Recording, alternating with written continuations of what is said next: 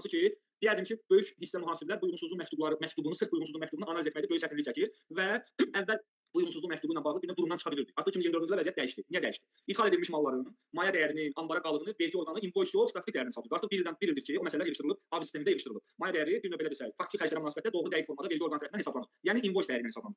Əvvəl bizim idxala münasibətdə burada təsdiqlənməyən xərclər, digər uyğunsuzluqlar, digər problemlər yarana bilirdi. Bir növ 10 əlavə maksimum yarada bilərik. Çox vaxt yaranır. Zaten statistikdə əksər mal yaranır. O uyğunsuzluqla o səbəb olsaydı yaranır, o səbəb daha yox. İndi bu uyğunsuzluq məktubu gəlir, biz sözlə cavab verildik, məsələni bir növ çözürdük ki, filan söz keçirildi uyğunsuzluq məktubu üçün. Yəni belə hesablayaq ki, söz izahat tələb eləmir. Bəzi hallar istisna, bəzi hallarda izahat ola bilər. Sırf 13 sətir və əlavə birində bir sətri var ki, 14 sətr. Xərclərdən 13 sətr, əlavə birdən də bir sətr var. Bu 14 sətrin burada alqoritmi qurulacaq. Bu vergidən yayınmaya təbii ki, xidmətlərini, o alqoritmin başqa istiqamətlərdə istifadə edənlər də ola bilər. Təbii ki, tövsiyə olunur. O artıq səyyar və digər formalarda üzə çıxacaq. Düzgün hesabatlılıq bu uyğunsuzluq məktubunun həlli ilə mənfəətlə bağlı 80% problemi həll edəcək. Biz uyğunsuzluq məktubundan yarım saat sonra danışacağıq, yəni analiz edəcəyik. Analizdən qabaq mən sizə bugünkü dərsimizin materialları ilə bağlı bir növ bircə saniyə yoxlaşdım. Bugünkü materiallarla bağlı tanışlıq vermək istəyirəm. Tanışlığımız başlayacaq Excel cədvəlindən. Hal-hazırda ekranda gördüyünüz Excel cədvəli X bir şirkətin 2024-cü il üzrə qəbul etdiyi elektron qaymələr. Nə qədər qaymə olubsa, ƏDV-li, ƏDV-siz, azad fərq eləmir. Alışlarıdır. Təxminən bir 150-yə yaxın elektron qaymə burada bölmələr üzrə öz əksini tapır. Birinci gördüyünüz cədvəl malların alışı. Bunu başa düşməsək onsuz danışa bilməyəcəyik. Yəni mən öz tapşırığımı burada izah etməliyəm ki, siz tanış olasınız. Birinci cədvəl mal alışı. Məsəl üçün biz Metalsan şirkətindən mal almışıq, biz Omiddən mal almışıq, biz Metafdan mal almışıq. Ümumi baxıram ki, qaymənin tarixi, qayməni bizə kim yazıb, böyüyün seriya nömrə, əsas məbləğ, ƏDV məbləği yanacaqla münasibətdə yol vergisi olacaq. Baxıram ki, mənim cari ildə indi burada əlavələr verəcəm də, bəzi boşluqlar var. Ümumi 1.333.346 manat 97 qəpik plus ƏDV ilə mal alışım olub. Bu bir cədvəl. İşin nöqtəsini bu mal qoyacaqlar.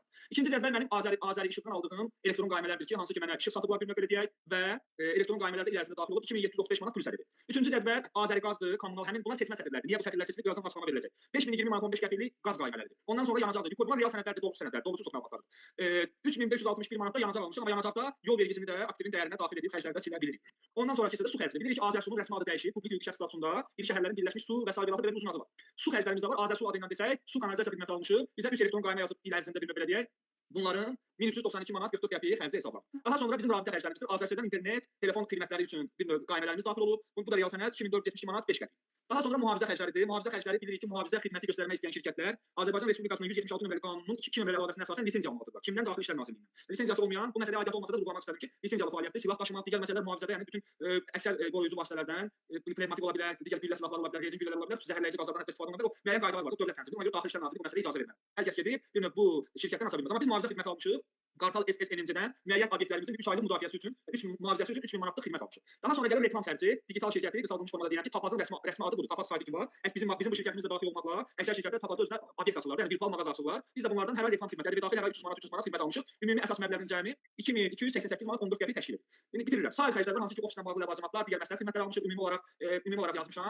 Ümumi olaraq yazmışam. Bu da eləyir bizim üçün 2167 manat 5 qəpik. Bir də daha sonra tədqiqat xərcləri var. Bu artıq ay maşallah 3 dənə qaldı. Tədqiqat xərcləri nədir? Bildiyimiz kimi vergi məcəlləsinin 100 dərs tez bitəcək, əlavə məlumatlar verəcək. 40 dəqiqəlik izahı var maksimum.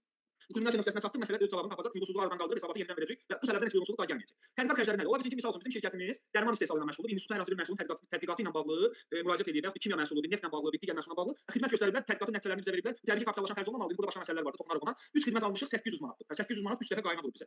Nəqliyyat xərci üzrə 2 bölgə yaradırıq. Alış zamanı çəkilən nəqliyyat xərci yox, satış zamanı başdan nəqliyyat xərci. Çünki alış zamanı alınan nəqliyyat xərci aktivin dəyərini artırır, vergi məcəlləsinin 173-cü maddəsinə əsasən. Bu satış zamanıdır. Yəni müştəri ki, malı bizdən alır, malı özümüz satdırmışıq onun ünvanına. Xaricə yoxsa ölkə daxili. Bir 4-5 qayma ilə daşıma xidməti almışıq. Bu alışdan hələ ki danışarıq. Bunu da şriftini qaldıraq 850. Son xərc digər xərclərdir. Azterminal kompleks birliyi, qida təhlükəsizliyi agentliyindən ixracla bağlı ixrac doğrudan da olduğu şirkətdə 606 manat 36 qəpiklik xidmət yaranır. Ümumi olaraq 148-149 qaymədir. Ümumi qaymələrin cəmi 1.358.322 manat 60 qəpikdir. Aşağıda solda narıncı qırmızı rəngdə görürsüz. Biz gəlin belə bir burada fikir yaradaq. Bundan sonra keçək mənfəət bəyannaməsini açaq. Bu xərcləri yazaq, ondan sonra uyğunsuzluqla bağlı əlavə bir inteqrasiyasını yaradaq. Asla danışacağam. Suala tələsməyin, fikrin yayılmasını çox xahiş edirəm hər birinizdən. Sual üçün bir gün vaxtım var, nə verirsəz dərsdən sonra sual verərsiniz. Biz belə düşünürük. Biz zaten bilirik ki, yanacaq Azəri İşıq bizə qayməni mal kodu ilə yazır. Mal kodu ilə yazır, bilirsiniz. Kilovat satır bizə. Enerji maldır. Görmürük, kabelin içindən keçir. Bir dənə qısa qapanma olanda o xətti görürük, belə axşamlar görürük ki, o filan belə siçan kimi qaçdı kabeldən elektrik keçdi o tərəfə. Məsəl üçün rayon yerində yaşamışam, belə deyək. Əvvəllər indi bilmirəm necədir. Bizdə rayonlarda məsəl üçün Masallıda, kənd yerlərində, kabel şəhərin mərkəzində də, hətta rayonun mərkəzində də çox yerlərdə əvvəllər elektrik xətləri hava ilə, stulba verildi, dirəklərdən, Bakıda yeraltıdır. Əslində təhlükəsiz olsun deyə qarmaşqa boruların içindən torpağın altına aparılır. Rayon da yavaş-yavaş kabelləşir yerin altına. Məsəl üçün alüminium xəttləri. Məsəl üçün gecə nəsə oldu, dedik partladı nəsə, o da enerjini görür. Yəni ona görə demək istəyirəm ki, Azər İşığın yazdığı qayna maldır, tələsməyək. Azərqaz da deyək maldır, Lukoil da maldır. Amma siz hələ ki, gəlin dəyərli uğraşın. Bunları mal kimi yox, bir hamısı xidmət gözü ilə görün. Nəticə verəndən sonra başa düşəcəksiniz ki, öz sotunuzu düzgün apararsınız. Düşünək ki, əxlaq burada formatı dəyişə bilər əslində. Sadəcə xərc bölgüsü burada, deməli qaz yanacaq, biraz bölgü dəyişəcək. Ümumi olaraq düşünək ki, bu birinci bu hər belə baxın bura, bu hərəsi bir dənə xərc sətidir. Bu belə sinsi bölüşdürmüşəm. Düşünün ki, bu birinci maldır, qalanların hamısı xidmət. Hələ ki belə düşünək ki, qalan nə varsa, hamısı bizim üçün xidmət statusunda. Cədvəli düşdü cədvəl, bizə saniyə. Hamısı xidmət statusunda. Bunu başa düşdük. Bir cədvəl maldır, qalan 12 al xidmətdir. İndi biz keçirik mənfəət vergi bəyannaməsinə daxil oluruq sizinlə, mənfəət vergi bəyannaməsinə. Mənfəət vergi bəyannaməsində Elşənin səhv göndərdiyi bu hesabatı yenidən yığırıq. Yəni 5 dəqiqə vaxtımız gedəcək, rəqəmlər lazımdır. Bu hesabatı səhv vermişəm ki, mənə uyğunsuzluq gəlir. İndi o səhv hesabatı mən sizə göstərəcəm və sonradan hesabatı sizinlə bərpa edəcək, düzəldəcək, dəqiqləşdirilmiş vergi bəyannaməsini vergi orqanına bir növ təqdim edəcək. İndi tələsmirik, dəyərli yoldaşlar, icazənizlə mən bu hesabatı açım.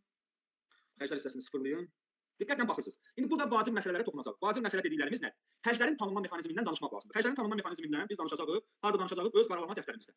Bizim alışlarımız bir növ xərc strukturumuz bölünür ikiyə. Xərc strukturumuz bölünür ikiyə. Elektron hələ birbaşa xərc yox, sənədləşmədən söhbət gedir. Qısaca yazıram. Elektron qayma faktura, alış aktı, bunlar alışlardır. Alış aktı plus yük gömrük bəyannaməsi. Bunlar vasitəsilə alınmış mallar və xidmətlər bir nöqtədə xərcə çevrilir. Düzdürmü? Hissə 1 bizə 13 sətirdə lazım olacaq. Sonra da deyirəm ki, mən misal üçün əmək haqqı xərcim olur. Bu üçün qayma yoxdur ki. Yəni qayma alış haqqı və yecibi olmayan xərclər. Misal üçün ezamiyyət olur, misal üçün bank komissiyası olur, misal üçün kredit faizi olur və s. və ilaxır çoxdur. Bu da bizim üçün olsun hissə 2. Yəni demək istəyirəm ki, birbaşa dövlət vergi xidmətinin elektron və gömrük sistemindən istifadə etməklə yaranan xərc strukturu, bir də əlavə. İndi biz burada 13 sətirdən danışacağıq. Hansı ki bu Excel-də siz analiz hissəsində 13 sətir görürsünüz. Bunun üçün böldüm, miqyası böldüm edim 14. Amma burada 13 sətir verildi. Bu 13 sətrə xidmət edir, bu 13 sətrə xidmət edir. Nə xidmət edir? Hissə 1. Hələ ki yavaş-yavaş genişləndirəcəm. Hissə 1 xidmət edir. Hara? 13 sətrə. Yəni həmin 13 sətirdə yaranmış xərclər öz bu çoxda mənbəyini tapacaq elektron qayma alışlarında, alış haqqına bağlı alışlarda, YGB ilə bağlı alışlarda. Bu hissə 2-də olacaq başqa bir xərc strukturu. Və yadda saxlayaq ki, qeyd olunan uyğunsuzluq məktubu bu aşağıdakı pozisiyaya heç bir aidiyyəti yoxdur. 2 milyon əmək haqqı yazın, bunun uyğunsuzluğu başqa cürə gələcək. Bu uyğunsuzluq səbəbində əmək haqqı sətrinin xərclər hissəsinə bağlı qeydi olmayacaq. Bu belə. İndi biz gələk xərclərin bölgüsünə. Bunu silirəm. Biz ancaq qayma ilə, alış haqqı və YGB ilə alınmış xərclərdən danışırıq. Bu xərclər necə tanınacaq? Biz burada iki strukturda məhsul ala bilərik. Bunu silirəm buradan. İki struktur. Mənim bu sənədlərim, bu üç sənədim ki var, iki yerə bölünür. İş sözünü işlətmirəm. Xidmət plus mal. İş də vardı, iş məxəzdə yazılır. Burada bir dəfə yazaq bəsdir. Xidmət iş plus mal alışı edirəm. Sonra düşürəm aşağı. Deyirəm ki, xidmət struktur quruluğa bu vacib dərsi diqqətlə dinləyək. Asta-asta danışıram, sürətlə danışa bilmirəm. O potensialda deyirəm ki, bu həmişə lazım. Bütün məlumatlar var. Sürətlə danışmaq mümkün deyil biraz. Başa düşmək və danışma baxımından. Yavaş-yavaş gedək. Xidmət iş. Biz sizinlə birinci dərsimizdə və ya ikinci dərsimizdə bu söhbətləri eləmişdik ki, elektron qayma ki yazılır. Ya mallar təqdim olunan gün yazılır, hələ ki belə deyil, ya xidmətlər təqdim olunandan sonra yazılır. Xidmət təqdim olunursa deməli xidmət bitib. Xidmət bitib. Məsəl üçün mən apardım bir münasibətli xidməti aldım kimdənsə, mənə qaymasını yazdı, bitdi. Bu birbaşa xərcdir. Xidmət işlər üzrə sənədlər burada elektron qayma faktura olacaq. İndi qeyri-rezidentə toxunmuram. Hələ toxunmuram. Qeyri-rezident xidmət ala bilərik. Elektron qayma faktura olacaq və birbaşa xərcə tanınacaq. Birbaşa xərc nədir? Birbaşa xərc odur ki, əgər xidmətlə bağlı cari, indi kapitallaşan xərcləri qatmıram, amma kapitallaşan xərclə başqa statuslarda ondan danışarıq. İkinci layihəmizin mövzularıdır. İkinci layihədə biz mənfəətlə bilmirəm qeydiyyatdan keçənlər düzdür 400 yaxın şəxs qeydiyyatdan keçib, siz də çalışın qeydiyyatdan keçin. Yaxın günlərdə yəni ki, bağlayacaq qeydiyyatı. O ikinci layihədə mənfəət ədəbini biz bir növ paramparça edəcəyik. Yəni yer saxlamayacağıq orada. Bütün kombinasiyaları göstərəcəyik. Sırf mənfəət ədəbinin orada 95-ci maddədən 80-ci maddə mənfəət ədəbidir, 20 maddədə olacaq ümumi hissədən belə deyək. Bu praktik izahlar veriləcək. Bu birbaşa xərcə tanındı. Çünki xidmət almışamsa, statusu bitib xərcə çevrilir. Amma mallarda belə deyil, zaten bilirsiniz ki, mallarda deməli biz burada belə bir bölgü yaratdıq. Mallarda 3 sənəd olacaq, alış haqqı YGB, EGF. Üçündə də eyni pozisiyadır. Mən elektron qayma yazıram, ixalı əlavə edəcəm alış haqqı. Burada artıq məhsullar təqdim olunarkən və yaxud istifadə olunarkən xərc yazıla bilər. Biz xidməti alırıq, aldığımız xidmət bizim aktivimiz deyil. Aldığımız xidmət bizim xərcimizdir belə deyək. Aldığımız xidmət ümumi xaric mənfəətin balansировkasında öz yerini tapır. Belə deyək. Yekun nəticə etibarilə mənfəət vergi bəyannaməsinin 2 əlavə edilmiş 2.1.2-ci sətrində öz konfigurasiyasını xaric mənfəətlə bağlayır. Amma aldığımız mal xərc deyil ki, aldığımız mal mənim aktivimdir. Aldığım mal əgər mənim mənfəət, mən hesabatlılıq baxımından zəncir yaradıram üçün. Aldığım mal mənim aktivimdir. Mənfəət vergi bəyannaməsinin 1 nömrəli əlavəsində 1.3 sətrinin 4 alt bəndi üzrə oradan mallar, hazır məhsul, bitməmiş istehsal, sair ehtiyatlar üzrə parçalanır. Mən o məhsulları satsam, satışda yer alan malın maya dəyəri xərcə gedəcək cari ildə. Mən bu il 1 milyon, 1.3 milyonluq neyləmişəm? Mal material almışam, düzdürmü dəyərli yoldaşlar? Bunu mən 1 milyonunu satmışamsa, neçəyə satmışam? Onun məsələ aidiyyatı yoxdur deyək. 1 milyonunu satmışam, 333 mini qalıb. 1 milyon yazılacaq xərcə. Təbii ki, vergi məsələsi 108 və 109-cu maddələrin tələblərini gözləmək. Amma xidmətdə, misal üçün xidmət göstərirəm burada sizə. Mühafizə xidməti birbaşa xərcdir. Reklam xidməti birbaşa. Bu misal 2288 manat birbaşa yazılacaq xərcə. Amma malda oturub fikirləşməliyik. İndi malların xərcə yazılması ilə bağlı üçlü struktur yaradılır. Üçlü struktur. İndi söhbəti keçirdirik. Burada yazıram dolayısıyla birbaşa deyil, yəni birbaşa xərc sayılır, təzə termin yaratım sayılır, birbaşa xərc sayılmır. Ola bilər cari ildə aldığımız bütün malları xərcə yazır, amma necə ona da sayılmır, birbaşa xərc sayılmır. Bu belə. İndi düşürəm aşağı. Malların xərcə tanınmasını ilkin mərhələ üçün böləcəm sizinlə 3 yerə. Mallar necə xərc növlərinə, özümə yaradığım ifadə başa düşək, xərc növlərinə bölünür. Mənfəət bəyannaməsinin xərclər hissəsində ümumilikdə 3 sətirlə rastlaşa bilirik. Sətrin biri 221.3-dür, 221.4-dür, 221.15-dir. Ümumi olaraq bundan istifadə edirik. Deməli dəyərli yoldaşlar, mən deyirəm ki, daha doğrusu göstərirəm ki, cari ildə mənim 1.3 milyonluq şərti qısaldılmış rəqəmdən alışım olur. Bu malları mən nə etmişəm? Bu malların 3 istiqamətdə istifadə edə bilirəm. Misal üçün, telefon deyil, A4 ilə bağlı A4 alıram, satıram. A4 alıram, satıram. A4 biraz A4 düzəyəm. Taxta alır ilə məşğulam. Ya boru satışı ilə məşğulam. Boru satışı ilə məşğulam. Borunu alıram, satıram. Bu bir. Borunu alıram, satmıram. Xidmət satıram. Xidmətin içində material məsrəfi kimi istifadə edirəm. Misal üçün, mən boru şirkətiyəm. Yığırsınız bizə, bizim orada boru şirkətimiz var. Yığırsınız. Biz sayışam müəllim. Mənim bağımın drenaj sistemi qurulsun, nə bilim belə problemlər var. Kanalizasiya xətti çəkilsin. O xidməti götürürəm ki, bəli, bizdə kanalizasiya xəttlərinin çəkilişi xidməti var. Material təminatı bizdəndir. Şirkət orada qayda qoymuşam ki, materialı mən gətirirəm. Danışıram, gəlirəm, metrələyirəm, ölçürəm. Deyirəm ki, işin qiyməti hesablayıram təxminən bütün rasxodların içində mən xidməti həkk çəkəcəm orada. Deyirəm ki, 12.000 manatlıq material gələcək. Turba, nə bilim orada fitinlər, digər məhsullar 30 minə satıram. Deyirəm sənin bağımın su sistemini, kanalizasiya sistemi 30 min manat düzəldirəm. Xidmət satıram, iş satıram daha doğrusu. 30 minə satıram. 30 minə təqdim edəcəm nə oldu? 12.000 material məsrəfi oldu. Deməli indi burada o da xərcə gedir. Deməli 221.3-də olacaq materiallar. Materiallar və burada da bunu qanunvericiliyi ilə isbatlayır. İş zamanı, iş göstərən, iş fəaliyyəti, yəni iş xidməti belə deyək də, iş xidmət zamanı. Sonra bir də var. Mən həm də boru alveri ilə məşğulam. Boru satıram. Həmin borunu alıram, satıram. Həm alıb xidmətimə ayırmışdım, həm də artıq bu maldır. Birbaşa mal səthi var. Həmin mallara burada yazıram ki, birbaşa satış yəni. Məhsul satışı yazıram. Xidmət yox. Məhsul satışı. Burada yazıram iş xidmət satışı məsrəfi. Bir növ belə deyirəm. Məhsul satışı məsrəfi, məsrəflə gedir və satın alma statusu qoyulur. Vergi tərəfindən buna satın alma statusu qoyulur göstərəcək. 221.15 isə biz bir vergi ödəyicisi olaraq məsəl üçün ofisdə A4 istifadə edirik. Misal üçün bunları bölgüsünü yaradarıq. 221.15 mən özüm verirəm ki, daha rahat dərs hesab edə bilim. Kimsə qayıdıb deyə bilər ki, müəllim 221.3 yazıram. Yazın. İndi orada alqoritmi başa düşəndən sonra özünüz üçün konfigurasiya yarada bilərsiniz. O ki, vergi xidmətini aldatmayaq. Yəni belə texniki tərəfdən bizim üçün problem yaranmır. Vergi məcəlləsinin 58-ci maddəsinə əsasən, 58.1-ci maddəsinə əsasən vergidən hesabat üzrə xərc sətirlərini bilmədim səhv yazdım. Ona görə sanksiya yoxdur. Sadəcə yalandan çox yazdım, yalandan az yazdım. Vergidən yayındımsa sonradan o bəlli olsa, yayınmanın 50 var. 40 min vergi gizlətmişəmsə, xərci yalandan çox yazmışam ki, 40 min vergini az alacaq. 40 mini bir alacaqlar, 40 minin yarısını sanksiya kimi alacaqlar 20 min, plus 40 minin faizini də bir alacaqlar, sanksiyanın faizi olmur da bilirsiniz. Bu məsələ öz yerində. Burada deyirəm ki, ofis sari ehtiyat məsrəfi, yazıram da sari ehtiyat ofisdə istifadə olunub. Burada üçlü bölgü. İndi biz gəlirik məsələmizə baxırıq. Diqqətlə baxırıq. Mən burada həmin hesabata keçmirəm. Burada həmin sətirləri vermişəm. Diqqətlə baxsaz, hələ ki 221.15-ə xidmət də yazıla bilər ha. 221.3-ə konkret material. 221.4-ə konkret malın dəyəri. 221.15-də isə sair məsrəf yer ala bilər. Mən burada çox rəqəmləri vermişəm ki, bunlar bizdə məsrəf olur. Gəlin bu rəqəmləri hesabata dolduraq. Qalxdım yuxarı hissəyə. Əmək haqqı falan yazmıram. Əmək haqqı yazmıram. Bu sətri biraz genişləndirdim, biraz da sizin üçün böyüdüm, baxıb görünən olsun. Bu bizim xərc sətirlərimiz. Bir də belə baxın. Gözünüz görsün ki, yəni bu xərc hissəsində bir də genişləndirirəm. Deyir ki, əmək haqqı hələ ki yoxdur. Xam malda material. Bir ay sənin fəaliyyətində iş xidmət varmı? Misal üçün, sən orada xidməti təqdim edərkən, yəni işi təqdim edərkən ki, gəlir formalaşıb qaynaya yazmısan, o gəliri qazanmaq üçün material məsrəfin olub, deyirəm bəli olub. Mən kabel xətti çəkmişəm, mən turba xətti çəkmişəm, su xətti çəkmişəm və sair daxil 57.211 min manat, 57.211 manat 81 qəpik forma 200 lirə ambardan silgi vermişik belə deyək. Bunu götürürəm, yazıram. Bu hissəyə yazdım. Material məsrəfi. Malın dəyəri hissəsində cari ildəki alver satışımız nə qədər olub? Deyirəm ki, mən cari ildə 1.350.000 manatlıq malın üzərində ticarət əlaqəsi cəmliyi kassa ilə satmışam, qaynaya ilə satmışam, ixrac etmişəm. Bu 1.3 milyon 500-ü də götürürəm. Burada 221.4-dən malın biz bəyannamə dərsi keçmirik ha. Sadəcə uyğunsuzluq məktubumuzu ifadə edirik ki, gəlib bunları açıq göstərir. Yoxsa yalandan olacaq o dərs. Yəni bir növ kobud səslənməsi elə səhlənkar dərs olacaq da. Yəni bunlar göstərilməsi konfigurasiya baxmam. Bunu yazdım. Sonra keçirəm. Növbəti sətir. Niyə bu sətirləri indi isbatlayacağam? 221.15-ə burada ümumi olaraq burada 2167 manat yazılır. Burada EGF-də düşmüşəm aşağıda həmin sətir var. Sahil xərclər 2167 manat o statusdan götürülür. Siz onu o formada görün. Laf deyək bunlarla ümumi olaraq tələsməyin. Ofis line-dan ofis ləvazimatları almışıq belə deyək. Ofis line-dan ofis ləvazimatları almışıq. İstifadə etmişik 2167 manat. O alma xərcə yazılmır. Ofis ləvazimatını alıb istifadə etmişəm, yoxsa eləməmişəm. Mən deyirəm ki, almışam, istifadə etmişəm. Hə. Material yenə deyirəm. Material təqdimatı, istifadəsi varsa istifadə olunan və təqdim edilən çox da vergi baxımından gəlirdən çıxan xərclərə aid edilə bilər. Bu belə. İndi gəlirəm burada. Bunu da icazəmizlə götürürük və Excel-i bir daha açım. Bir də sanırım cədvəlləri qarışdırdım. Bu 2167 manatı da aşağıda xərclər hissəsində 221.15-ə bir lavasdan malların müştəri və xidmətlərin təqdim edilməsi ilə bağlı ümumi olaraq sahib xərcləri əslində bura yazmaya da bilər. Ya rahat olsun deyə izah eləmək üçün. Bu sətir ümumi başqa anlamdaşır deyəcək. Bunu da yazdık bura. Keçək digər xərclərə. Bunları bitirdik. Bunları sarı rəng verdik. Bu ikisini yola saldıq. Sonra gəlirik burada enerji xərci, qaz xərci, yanacaq hamısı bu cədvəldən götürülür. Hamısı bu xərclərdir. 13 kateqoriya, bir dənə sadəcə burada mal material, başqa məsələ. Çünki mal materialı satmamışamsa xərci yazılmayacaq. Qalanların hamısı xidmət kimi baxacaq bax. Düzdür. Enerji xərci 2735 manat. Götürürəm bunu. Yuxarıda enerji xərci 221.7-yə bunu yazdım. Sonra gəlirəm burada qaz xərci 5020 manat. Bunu götürürəm aşağıda, icazəmizlə yazıram qaz xərcinə. Sonra gəlirəm aşağıda yanacaq xərci, yanacaq da mal materialıdır. Yanacaq alıb istifadə etmişəm, yoxsa benzin banklarda qalıb, ambarda qalıb istifadə olunsa xərcə gedir. Mən də deyirəm ki, almışam, istifadə etmişəm, heç bir yanacaq qalmayıb. Misal üçün dizel yanacaqdır, istifadə qızdırmaq üçün dizel yanacaq almışam, misal üçün də belə deyək. Və yaxud da ki, nəqliyyat vasitəsində istifadə etmişəm. Yol vergisi ilə əsas məbləği cəmlədi, yazdıq ora. Sonra keçirik rabitə xərci, su kanalizasiya 1392 manat. Bunu da götürürük, su kanalizasiyasına yazırıq bura. Daha sonra düşürük aşağı rabitə xərci 2472 manat. Bunu da yazıram Azərselin adına bura rabitəyə. Sonra gəlir mühafizə xərci bizdə 3000 manat idi. Bu 3000 manat da götürürəm icazəmizlə yazıram bura. Daha sonra reklam xərci, Tapas şirkəti 2288 manat 14 qəpik. Bu reklam xərci 22-21-14-də yazıram. Sonra düşüb bunları bağlayım. Bunların hamısını yazdım. 2 xərc qaldı aşağıda 3 xərc. Elmi tədqiqat dedik ki, 800 manat institutdan xidmət almışdıq. 226-cı sətir olacaq. Düşünürəm 226-cı sətir. Və diqqətinizi onu çatdırım ki, bu məsələni hazırlamaq üçün 3-4 saat vaxt ayırmışam. Yəni məhsuldarlıq olsun deyə ciddiyyət baxımından faydalılığın önəmini çatdırmaq üçün. Mən özüm də diqqətlə bunun cədvəlləri şəxsən özüm görmüşəm ki, sizə məhsulu təqdim edirəm, xidməti təqdim edirəm. Önəmli dərsi diqqətli olaq.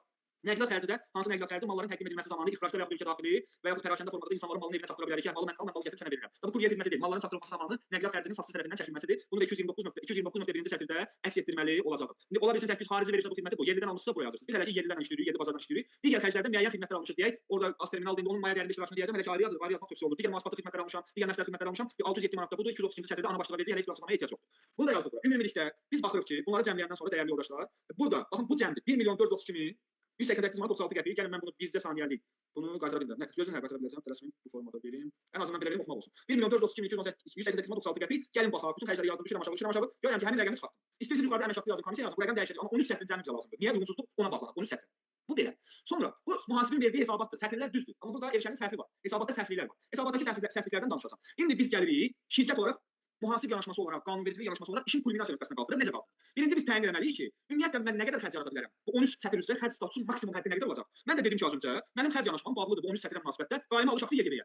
Qaymə ilə alışlar, alış haqqı ilə alışlar YGB-yə. Yəni malların gərək hamısını satıb xərcə düşsün, xidmətlər də birbaşa xərcdir. İndi mən audit edirəm, analiz edirəm ki, mənim il ərzində qaymə alış haqqı və gömrük bəyannamələrinin bu aktivlərin dəyərinə münasibətdə bazam neçə milyon manatlıq olub? Nə qədər xərc statusunun pik həddə çata bilər, əmək haqqı falan qatılır. İndi bu neçə yerə bölünür? Deyim sizə. Deməli burada bir bölgü yaradırıq, özümüz üçün əlavə Excel-də yazılacaq. Deməli mənim sahibliyim belə olacaq.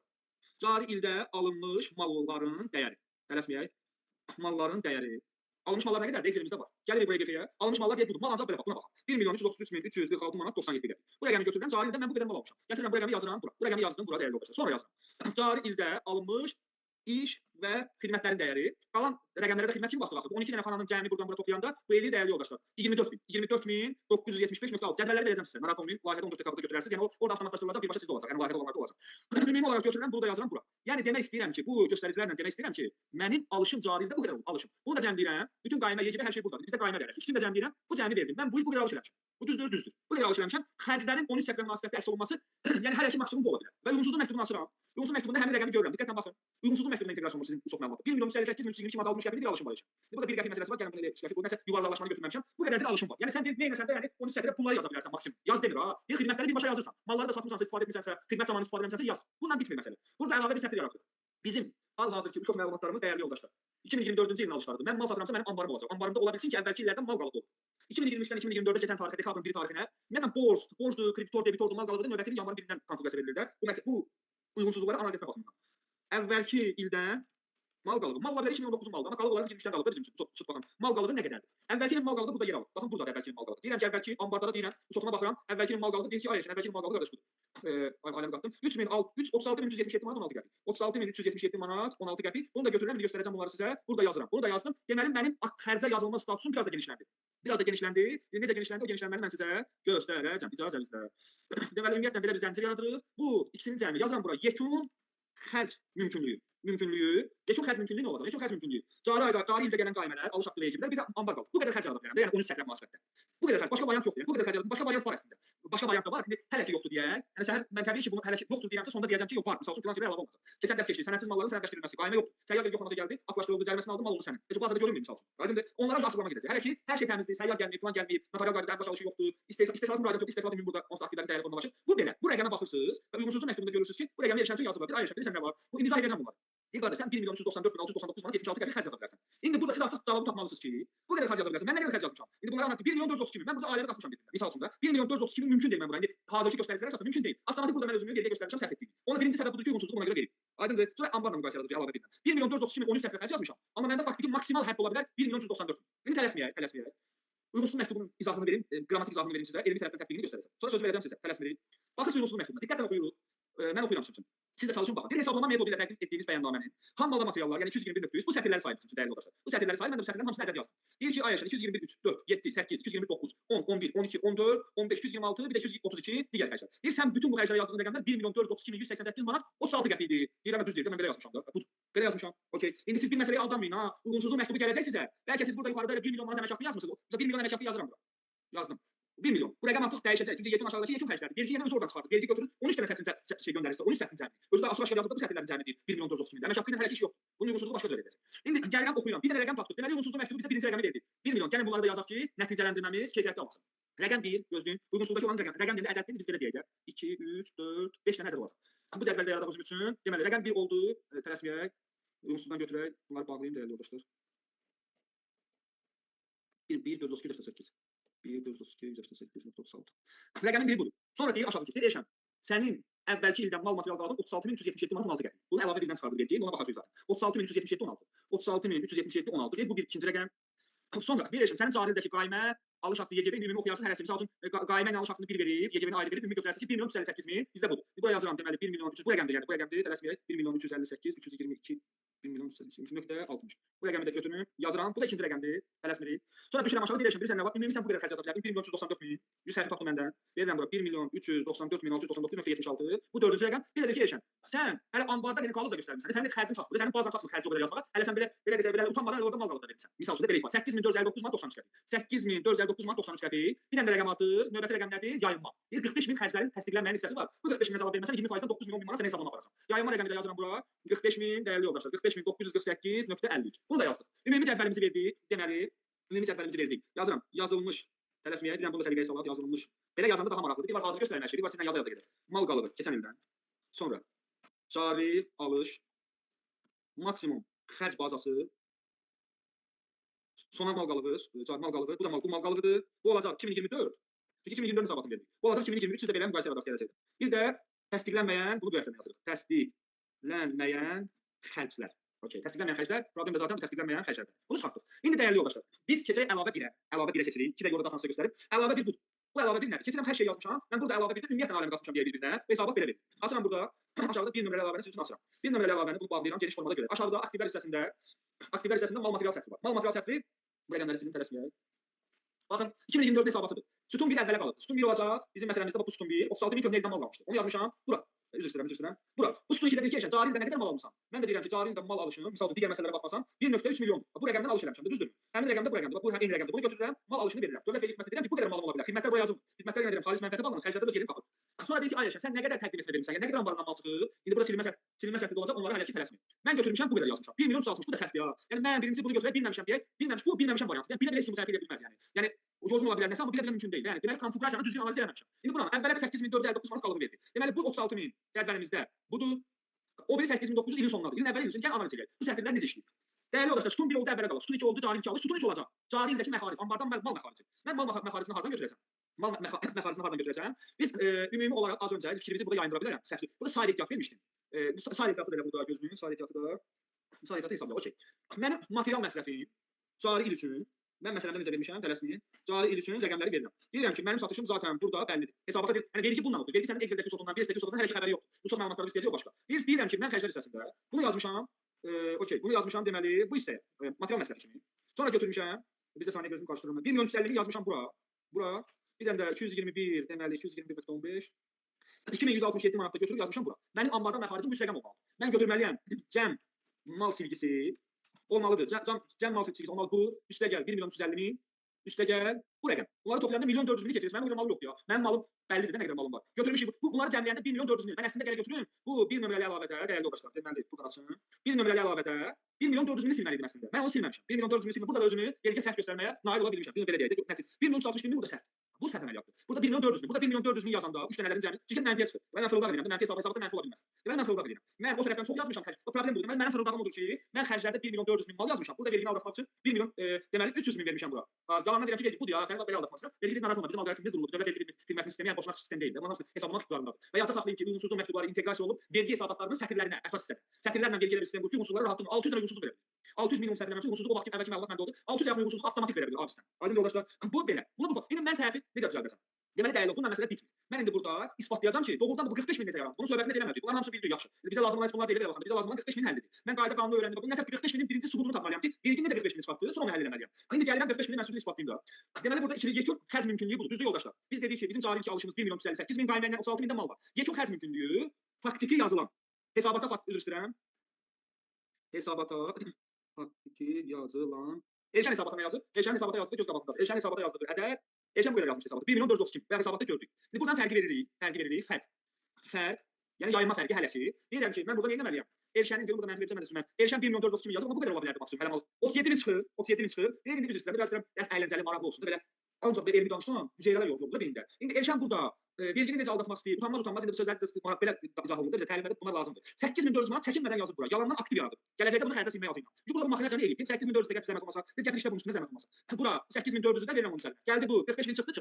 45.948 manat 53 qəpik olur dərsimizin kulminasiya nöqtəsi. Bunu tapdıq. Deməli bizə tapdıq. Siz hazır düsturu verirəm sizə. Götürürsüz. Bu hesabatda uyğunsuzluq ki var ha, birinci. 1.432.000-dən Bu sağdakı verginin təyin edə biləcəyi maksimum xərci çıxırsınız, üzərinə ambar qalıbı, ilin sonu ambar qalıbı gəlir, olur 45. Deyir indi qardaş, isbatla görməli isbatlaya bilirsən, sənin buradakı səhvin. Düzdür yoxsa biz düzdür, sən düzsən. Biz indi sübut edirik ki, biz səhvik. Yəni səhvik, başqa açıqlaması yoxdur. Sübut verə bilmirik, hesabat düzəlməlidir. Hesabatı necə düzəldirik? Ola bilər bu sətirlərdə də səhvlik ola bilər, amma səhv maldadır. Bu bəllidir 100%. Çünki malı yalandan çox yazmışıq. Düzdür 50 olacaq. İndi düzəldi. Rəqəmləri dəyişirik sizinlə. Rəqəm deyirəm ki, mən ay dövlət vergisi sən Allah bağışla mən bilməmişəm. Məsəl üçün bu 57 deyil, bu 25 mən yalandan vergidən yaymaq istəyirdim. Biz turba yalandan ambardan mal silirəm ki, indi burada birinci məntiqsizlik, birinci uğursuzluq odur ki, deməli bu çox yoxdur bu şirkətdə. Bir, bu hansı ağılla malı ambardan rəqəm olaraq niyə silsin? Mal ambarda durursa, deməli qeyri-rəsmi satır tərəfdən malı bir əlidir. Buradan bir maxinası edir. Yəni əsl riskli bir şəxsdir. Yəni verginin qırmızı siyasətində qırmızı xəttində olan bir şəxs olacaq. Deyirəm sən Allah bağışla, bu uğursuzluqlar bilməyin ha. Bunlar analiz olunur, bunlar kimlər eləyir, niyə bu avtomatik bu tip uğursuzluqlar nəzarətdədir. Bir yol açır. Vergi orqanında sizə qarşı fikirlər yaradır. Deyirəm ki, ay dövlət vergisi sən Allah bağışla, bu 1 milyon 150 min yalandan yazmışdım bura. Yəni onsuz da onu düzəltsəz yalandan yazdığınızı isbatlayırsınız da vergiyə. Düzdür? Burada yazıram 1 milyon deməli tələsmirik 25 1 milyon deməli nə yazmaq istəyirəm? 3-ə çıxartmaq istəyirəm. 275 min olmalıdır. Toplam 1 milyon 300 min. Bir də burada ofis ləvazimatları məsələsi var. Buna da mal kimi baxsaq, indi mən ümumi bir konfigurasiya yaratdım da sizə. Buna da mal kimi baxsaq bu üç ola bilər. Bu üç ola bilər. İndi burada bir məsələ var ki, biz bu 2167 manat ki var, ofis üçün ləvazimat almışdıq. Bir nömrəli əlavədə baxın. Burada sair ehtiyatları onu yazmalıyıq. Almışdım və istifadə etmişdim. Bunu bu formada burada sildik. Ona görə bunu burada nəzərə alınmır. Burada ancaq al-ver üçün olan mallar, sair ehtiyatı istifadə üçün. Burada silgi verilir, burada təqdim edilmə verilir. İndi onlara getməyək, tələsməyək. Ümumi olaraq bu iki rəqəm elədi 1 milyon 300 min. Bu düzəldi artıq. Məni düzəlsin deyə yox ha. Mənim nə qədər malım var idi? Mənim malım 1 milyon 300 min. Bir var idi 36 mində görünən mal. 1.3 milyon bunu qarşılayır. Burada artıq yayınmadan çıxıram. Mən qayıdıram hesabata.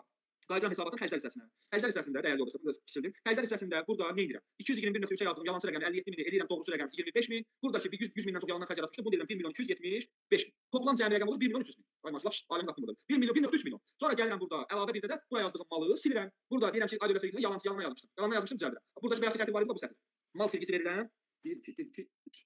Bu düzəltdim bunu. Mən avtomatik olaraq burada mal silgisini düzəltdim, bu rəqəmlərə fikir verin. Bura baxın. 69 min mal qaldı. Bunu göndərirsiniz bir uğursuzluq gəlir. İndi gəlin analiz yaradaq. İndi gəlin reallığı isbatlayaq. Biz gəlin bu rəqəmləri dəyişməliyik artıq. Düzdür? Eyni alqoritmlə işləyəcəyik. Buna indi burada xidmət edəcəyik. Görək indi bu düzəldi burada yoxsa düzəlmədi. Diqqətlə baxırsınız. Yekun xərc mümkünlüyü 1 milyon 394 min, faktiki yazılan 1 milyon 432 min. Gəlin faktikini tapaq biz. Faktiki artıq dəyişdirmək, xərclərdə rəqəmləri aşağı salaq. Bir də rəqəm yazsam hər şey yerli köklü həll olunacaq. Rəqəm budur. Mən malı azaltdım 1 milyon 324 min. Deməli hesab faktiki yazılan, tələsmin faktiki yazılan 1 milyon 324 min. 976 Bunu yazdım. Hələ rəqəm düzəlmədi. Mənfi 61 min verdi. Burada axı biz bu C4 var, C4 yox. Gözün nələr burada tələsmin. 8 min məsələsi var. 8 min məsələsi var. Bunu harasa yazdım da. Bu 9 min. Bu texniki xətabı gözüm düzəldir arkadaşlar. 45 min. Burada sıxmışam. Gözləyin. Bu 8 mini də artırmışıq axı ambar qalıbı. Biz ona ehtiyac yoxdur. Biz nə edirik? Biz götürürük. Faktiki xərc mümkünlüyündə, mümkün olan xərcdən faktiki xərci çıxır, yerdə qalır 69 min. Bu 69 min olur mənim mal qalır. Bu 69 çünki xidmətlər hamısı xərcə silinməli idi. Silinməli idi. Deməli, mənim faktiki xərc mümkünlüyündən real xərclər bölməsindəki xərcləri 13 sətr üzrə çıxanda nə qalırsa mal qalır. Bu mal qalır, bu da sizin mal qalır. Uyğunsuzluq həll olundu. Göndərin məsələ. Amma mən vergidən nə qədər yaymışdım? Mən vergidən təxminən 20-30 min, 9 min manat, 45 min xərc yaratmışdım, suni xərcli vergimi azaldım. O arzuma çata bilmədim. İndi dəyərli olacaq. Tələsməyə söz veriləcək. Çat hissəsindən bilirəm ağır dərsdir. Ola bilsin ki, 30-40% şəxs üçün başa düşülməmə problemi yarada bilər. Amma biz yenə deyirik, biz düzdür, öz gördüyümüz bu hansı ki bu layihəyə ki, gücü qüvvəti siz verirsiniz, sayənizdə bu layihə işıq üzü görür. İndi də bizə xəy göstərir ki, bilirləriniz sizinlə bölüşək. Nəsə dedim, işim var. Bu Excelləri, bu videoları mən verəcəm sizə. 10 dekabrda hamısı maili olmalıdır. Onlara bütün təlimatlar göndəriləcək. Xüsusən təhlükəsizlik qaydaları, orada xüsusi nəzarət var. Yeri elan edə bilirlər. Hər şeyi gəlin iştirakla rahatlıqla. Orada bir qaydalar veriləcək, bir müştəri strukturlar olmayacaq, qəri əşyalar olmasın, yoxlanış olacaq, internet istəyəcəksiniz, zala buraxılacaqsınız inşallah Allahın köməyi ilə. Oturaq təlimimiz keçsə, bunları orada verəcəm sizə hamısını. Nəyə gətirmək istəyirəm? Layihədən sonra da videoları izləyib mənə suallarınızı verə bilərsiniz. Mən WhatsApp-da sizi blok atmayacağam ki. Yəni nömrəmizi vurub atmayacağam. İkinci layihəmiz başlayır. Videoları izləyə suallara mən açıram. Günə 24 saatda sualları yenə verə bilərsiniz. Burada yenə təkrar izləyəndə başa düşməsəz, Elşən bəy, Elşən filan kəs, bu korporativ dillə desə müəllim sözünə ehtiyac yoxdur, bəy desə kifayət, Elşən bəy bu filan necə oldu belə 2 dəqiqə səs atacağam, 3 dəqiqə səs atacağam, 5 dəqiqə. Mən səs oxuda bilərəm. Siz uzun səs oxuyun, mən benim sualları analiz edə bilmirəm. Amma cavabı üçün uzun səs ola bilər. O formada. İnşallah əlavə sualları gələcəkdə cavablandıracağam. İndi siz mənim sualıma cavab, indi də suallara cavab verəcəm zaten. Gedişat necədir? Təlimin gedişatı necədir? Bugünkü mövzunun gedişatı necədir? Yəni bu uyğunsuzluq məktubuna görə mənə 3000, 5000, 10000 pul ödəyənlər olur. Niyə? 3000, 5000 bir dəqiqə mən onu həll edərəm. Amma usut vurulmalı, düzgün, yalan rəqəm yazmaqla yox. 7 milyon dövriyyəsi var, mən biz onu bir ay usut yapmışıq. Bir ay usut yapmışıq, hər şeyi soft çıxmışıq. Bu cədvəl yox, bundan iş bitmir. İstehsalat ola bilər, satış ola bilər, payda ola bilər, ifha ola bilər. Bütün usutu qurmuşuq, usutu götürmüşük, yazmışıq hesabata, məsələ yerli kökdə həll oldu. Aydındır? Əslində usutu güclü bilməliyik. Mən hələ usutu da qoyuram qırağa, bir mexaniki bir kurslar üsulundan öyrədirəm ki, problemin həlli budur. Bundan həll eləmir. Yalandan rəqəm yazıb, bunu azaltmaqla ambar qalığı verib suyunu orada, tək-tək mal var, vergi usutu götürsün. Onsa onu eləmək məqsədi vergini azaltmaq idi. Siz sapa-sağlam çox nədir, onu yığın hesabata, onu yığın sağlam. Mən sizə yenə vurgulayıram. Vergi usutu filtrlərini, vergi sistemi filtrlərini təmizlənir, dövlət düzəldir. Prezidentin göstərişi var, filan qurumun göstərişi var, müəyyən qurum çalışır, komanda çalışır, məzəllərimizdə işləyirlər, təzə dəyişikliklər olacaq. Ona görə diqqətli olun. Yəni səhvlərə etiraf, hər şey qaydasındadır, görüntüdə, bayaqçıdır, başa düşüləndir, əla. İndi bu mövzu aparıcı və baş mühasiblər üçündür. Mənfəət bəyannaməsini yığmayan şəxslərin bunu başa düşməyi onun 90-adır. 10%-in 90-adır. Riyaziyyatı başa düşə bilərsiniz. Mənfəət bəyannaməsini bu günə kimi yığmasanız belə, ən azından ki, asan imza üzərindən, çox üzərindən test eləmisinizsə, bu sözü üçün başa düşülmə bilər. Əks halda yəni mən deyirəm yəni bu layihəyə qoşulanların əksəriyyəti bunun mövzunu istəyirlər məndən. Çox vacib mövzudur. Vergi idxalının dəyərini necə Sual hissəsində keçid etmirəm ki, çox xahiş edirəm. Yəni mən hələ ki danışıram. Fasilədən sonra suallar açılacaq. Sualları yazın qeyd edin, bura yox. Qeyd götürün, bütün suallara səsli cavab verəcəm. Səsli yazı cavab tələsməyin. Çox dərsin qaydalarını pozmayın, çox xahiş edirəm. İndi icazə verirsinizsə dərsimiz bitməyib. Dərsimiz bundan sonra heç olmasa bir 40 dəqiqə davam edəcək. Bir 5 dəqiqəlik su çay fasiləsinə çıxaq. 5 dəqiqəlik fasilədən sonra qaldığımız yerdən fasilədən qayıdan kimi sual cavabı keçirik. Mən yox, siz sual verəcəksiniz. Ondan sonra bir 20 dəqiqə avans və digər xərclərdən danışacağam, geri tutma ilə bağlı və bugünkü dərsimizi yekunlaşdıracağıq. 2 dərs həftəmiz qalacaq inşallah. 2 dərs həftəmiz qalacaq. Belə dəyərli yoldaşlar. Çıxaq fasiləyə, etirazınız yoxdursa fasiləyə çıxaq.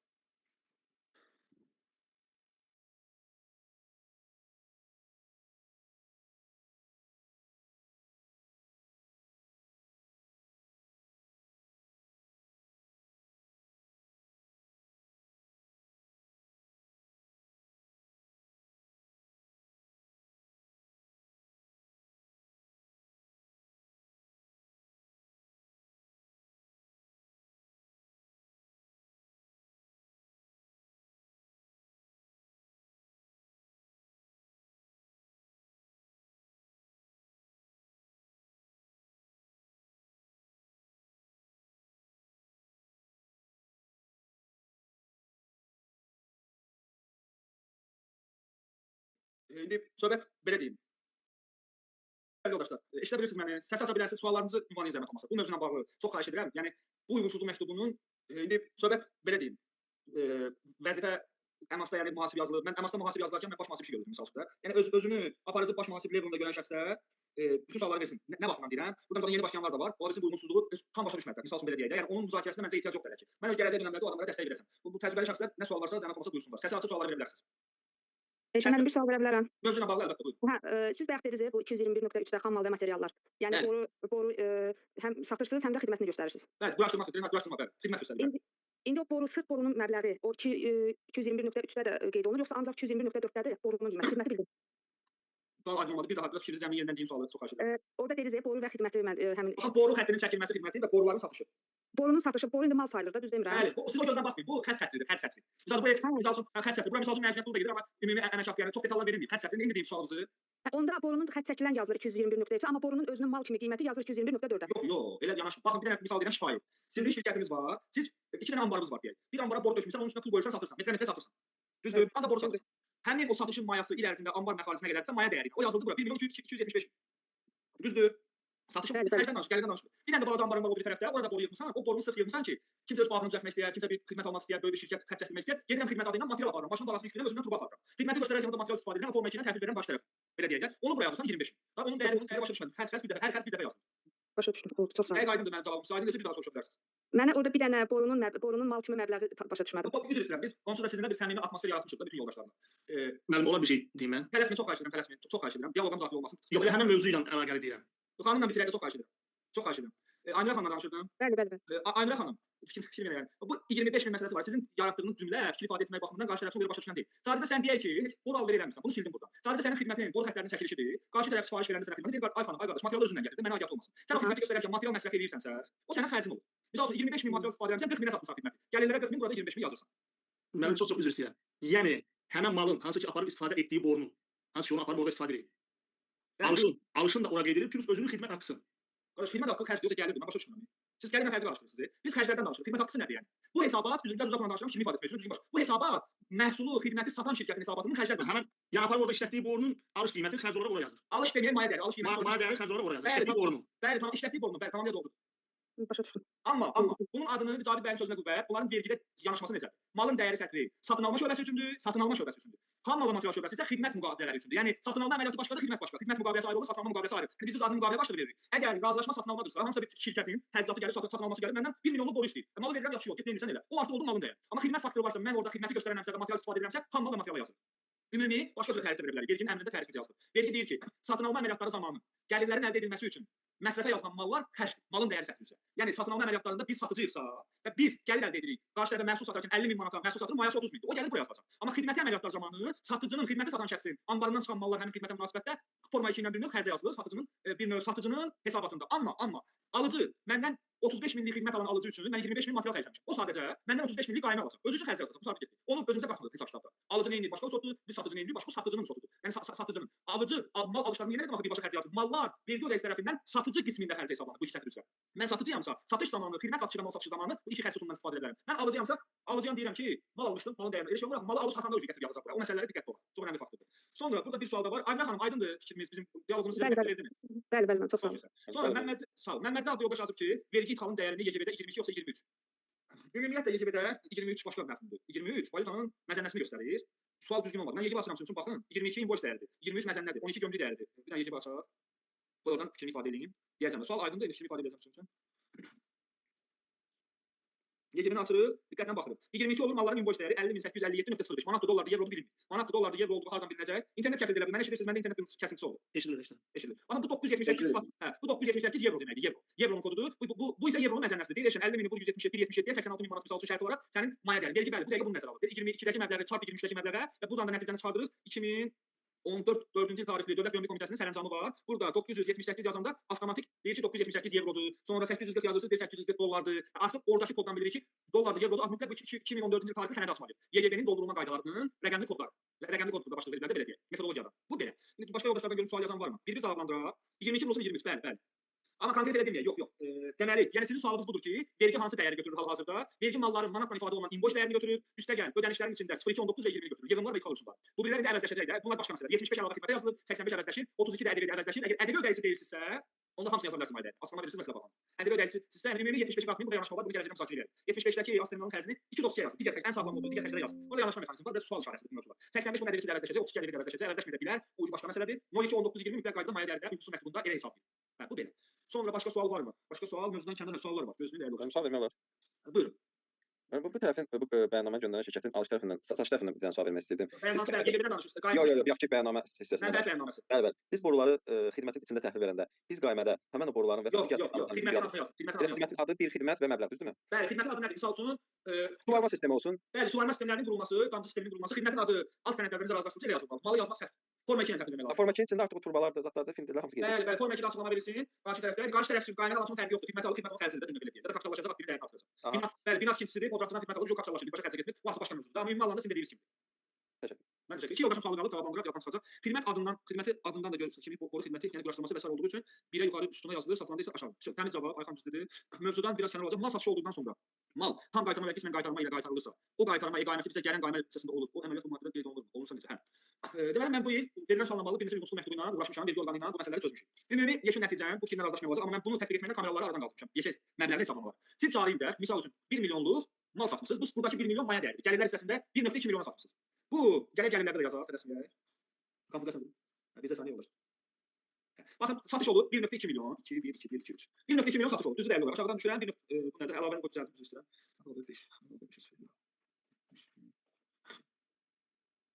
Yaxşı sualı sağlamdır. 1.2 milyon. Satış var, satışın mayası deyək ki, başqa xərcləri yazın. Satışın mayası da 1 milyon. Bunları da təmizləyib, qoşu 1 milyon yazın. Bunlar da bizə lazımdır. Açıqlama verdik. Malın dəyərini 1 milyon. Qardaş deyir ki, yox, bəy, xanım deyir, bilmədim ki, bir dənə dəqiq baxmalı, üzr istəyirəm. Deməli, Elvin bəy yazır. Elvin bəy deyir ki, mal bizə qayıtsa necə olacaq? Mən bunu praktikada belə tətbiq edirəm. Normal hesabatı yığıram. Gəlirlərə 1.2 milyon, xərclərə 1 milyon, xərclərə 1 milyon. Bu mal, məsəl üçün bunu martda satmışdım 24-cü ildə. Oktyabrda malı mənə qaytaranda, gəlirsiniz gəlirlərdən. Konfigurasiyanın sistemləşdirilməsini asılı, vergi ilə anlaşmalı olur. Burada 100 min qaytarma olur. 100 min gəlirdən azaldıram aşağıdan. 100 min azaltdım, düzdür. 1.1 milyon gəlir vergiyə cəlb olunacaq. Xərclərdən də deyirəm ki, 100 minlik boru satmışdım, onun mayası 70 min. Ya bundan silməyin. Bundan silməyin. Çoxda xərcə yazdım, sonra qaytarmaqla mal basıra xərclər işləmir. Düşürsüz aşağıda. Burada elə bunu sırf olsun qoyublar zaten. 70 min. Bunun üçün 70 min mayanı buradan azaldırsınız. Başlığa da 70 min verirsiniz. Rəsmi 1 2 3. Bununla bağlı mən sizə deyəcəm. Bunu izah etdiyim yeri var. Bu formada. 930 min. Hesab edin ki, həmin 100 minlik əməliyyatı gəlir. Çox istəyirəm. Bununla bağlı desəm biz dəstə keçmişik də. Deyəsən keçmişik. Birinci dəstə. Kimlə danışıram? Sabit. Cavab bu layihənin birinci dərsini nəzərdə tutursunuz. Bəli, mən birinci dəstə var, yəni birinci dərsində bununla bağlı biz keçmişik. Çox güman ki, keçmişik. Keçmişik bəli. Cavab bu Mayın ayının qohumu olacaq. Bəli.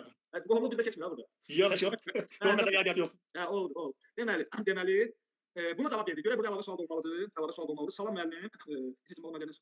Rəşad, çalış yazma, əlavə yaz. Yazsan uyğunsuzluqla onu öz göstərəcək. Çalış yazma, vergi onu qəbul eləmir. Yəni uyğunsuzluq sistemi qəbul eləmir. Uyğunsuzluq qəbul eləmir o deməkdir ki, yazmamalıyıq. Mənim tövsiyəm odur ki, yazma. Yəni ayrıca digər xərclərdə bağlı. Biz onu böyük şirkətlərdə istifadə eləmişik. Səyyarda anlaşmışıq, qəbul belə yaxşı. Misal üçün də olur belə şeylər yadıma gəlir. Mən yazmıram. Xam mal və materialın xərcini malın dəyəri hissəsinə qeyd etmək olar, səhv sayılır. Xeyr, səhv sayılmır. Mən dərsin əvvəlində dərsin sonuna bağlı qeyd etdim ki, hər sətirlərin yeri səhv düşə bilər. Yəni misal üçün burada xərclərdə götürmüsünüz şərti olaraq deyək ki, 221.3-dən 221.4-ü toplamısınız, yazmısınız birinə. Olsun, uyğunsuzluq gəlməyəcək, narahat olmayın.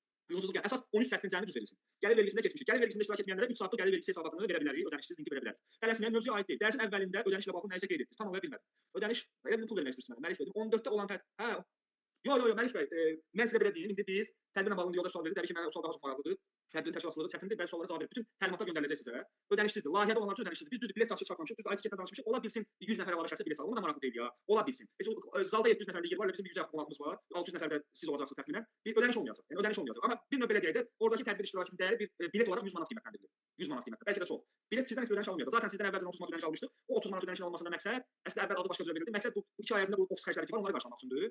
O digər xərcləri biz qarşılayırıq. O həll olunur yəni. O problem deyil. Ona bağlı sizdən ödəniş alınmayacaq. Hə. Bu belə.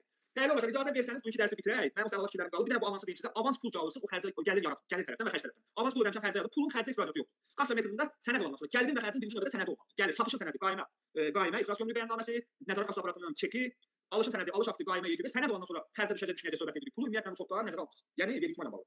Pul amili nəzərə alınmayacaq hesablama metodunda. Hətta kassa metodu belə olsa, avans gələn pul, avans gələn pul gəlir deyil, avans gələn pul xərc deyil. Pulla alışın satışın sənədi hansı ildə kəsirsə həmin ildə xərcindən düşə bilər. Maksimum. Biz orada ayrıca sətirdə qeyd edirik də gələn avansı da. Gələn avans yalnız əlavə ödədiyimiz avansı da. Yalnız əlavə birdir. Bəli, keçmiş yolun sadələşmə içərisində keçmiş eyni mexanizm burada da eynidir. Bəli, keçmiş. Dəyərli yoldaşlar, görə şimdi sayısı var, sual yarandımı? Çox sağ olun. Cari ildə banklardan götürmüş kredit xərc kimi gəlir. Yox, kreditin əsas məbləği təbii ki, xərcdir. Əlavə bir iştirakçıdır, kreditin faizləri. Ölkə daxilindəki banklardan götürülmüş kreditlərin faizləri tam həcmdə 222-ci sətirdə xərcə yazılır, xərclər hissəsində. Ölkə xaricindən götürülmüş kreditlərin xərcə tanınması vergi məcəlləsinin 110-cu maddəsinə tərcümədir. Ola bilsin ki, tam icazə olmasın, 110-cu maddəni analiz edərsiniz. Amma ölkə daxili kapital bank, Birbaşa bank, ABB, Unibank və sair bilatın götürülən kreditlərin faizinin cari ilə düşən hissəsi xərcə yazılır. Əsas məbləğ yalnız pul vəsaitinin hərəkətində iştirak edəcək. Bir növ digər hesabatlardır. Siz sağ olun. Dəyərli yoldaşlar, təlim mövzusu, gələn 2 dərsimiz qalıb. Biri olacaq vahid bəyannamə və sosial sığorta haqqında qanunun kombinasiyası. Vahid bəyannaməni tam əslində tədris edəcəm və işin ən dərin nöqtələrində qanunlarla gedəcək. Vahid bəyannamə bəlkə də texniki olaraq doldurulmasını əksəriyyətiniz bilirsiniz. Orada mən Qarabağ sonrasında MDC-sinin azad olması, subsidiyalaşma, sonra texnologiya parkında 4 mislinin azad olmanın verilməsi, xəstəlik vərəqəsi, digər ödənişlərin azad olmaları əsas məsələ olacaq orada. Üstəgəl sosial sığorta haqqında qanunun üst səviyyədə müzakirəsi gedəcək. Necə ki, nağd hesablaşma haqqında qanunu keçdi, o qədər də işin bütünlüyü işıqlandırılmır, amma gördünüz ki, bizim üçün çox vacibdir. Eynilə sosial sığorta haqqında qanunu da o üzbücə çevirəcək belə deyil, doğru deyil. Dərsdən ümid edirəm ki, razı qalarsınız. Təkrar yenə gələcəkdə bir aydan sonra videolar sizdə olacaqdır təxminən. Videoları da izləyərsiniz, dəstəklərinizi verərik. Yenə sizə təklif edirəm ki, ikinci layihəyə qeydiyyatdan keçin. Yenə deyirəm, 2 gün, 3 gün, 5 gün ödəniş o pul bu dəqiqə bizə olsa vacib deyil. Pul bizə lazım olacaq 15 gündən sonra ikinci mərhələyə bağlı işlərin görülməsi üçün də 39 manat ödənişdir, 400-500 manat 2 ay, 5 ay, 3 ay davam edəsiniz. O təlim, yəni o təlimə PMS formatı olmayacaqdır. Yəni nəzəri sırf hazırlaşdırıb imtahandan keçəcəksiniz. Sırf fərqli bilgilər olacaq və fərqli faydalar olacaq. Bu təlimi üstələyəcək. Bu təlimi üstələyəcək. Çox güman ki, onunla bağlanmış mərasimi möhtəşəm olacaq Allah qoysa. Bu birincini alındıraq, görək necə olur. Hə, belə. Siz də dəstəyinizdən qalmayın, maddi yox, mənəvi, maddi heç bir məsələyə ehtiyac yoxdur. Geyinəcəksiniz, keçinəcəksiniz, gələcəksiniz tədbirə, sadə tədbir iştirakla bağlı müəyyən yer məsələsinə bağlı bizdən tələblər var. Siz hansı statusda olacaqsınız, mən də həmin adam olacağam. Hamı tələblərə əməl edəcək, hətta indi yer məsələsi dəqiqləşsin.